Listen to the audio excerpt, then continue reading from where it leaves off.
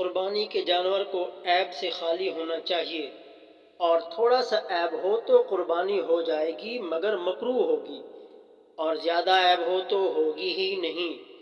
جس کے پیدائشی سینگ نہ ہوں اس کی قربانی جائز ہے، اور اگر سینگ تھے مگر ٹوٹ گیا اور مینگ تک نمبر 4 ٹوٹا ہے تو ناجائز ہے، اس سے کم ٹوٹا ہے تو جائز ہے۔ جس جانور میں جنون ہے اگر اس حد کا ہے کہ وہ جانور چرتا بھی نہیں ہے تو اس کی قربانی ناجائز ہے، اور اس حد کا نہیں ہے تو جائز ہے۔ خصی یعنی جس کے خصیے نکال لیے گئے ہیں، یا مجبوب یعنی جس کے خصیے اور عضو تناسل سب کاٹ لیے گئے ہوں، ان کی قربانی جائز ہے۔ اتنا بوڑھا کہ بچہ کے قابل نہ رہا، یا داغا ہوا جانور، یا جس کے دودھ نہ اترتا ہو، ان سب کی قربانی جائز ہے۔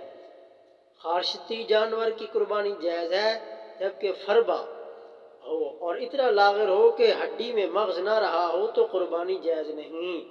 جس کے دانت نہ ہوں یا جس کے تھن کٹے ہوں یا خشک ہوں اس کی قربانی ناجائز ہے۔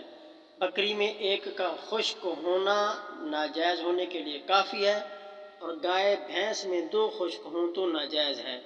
جس کی ناک کٹی ہو یا علاج کے ذریعہ اس کا دودھ خشک کر دیا ہو، اور خنثی جانور یعنی جس میں نر و مادہ دونوں کی علامتیں ہوں، اور جلالہ جو صرف غلیظ کھاتا ہو، ان سب کی قربانی ناجائز ہے۔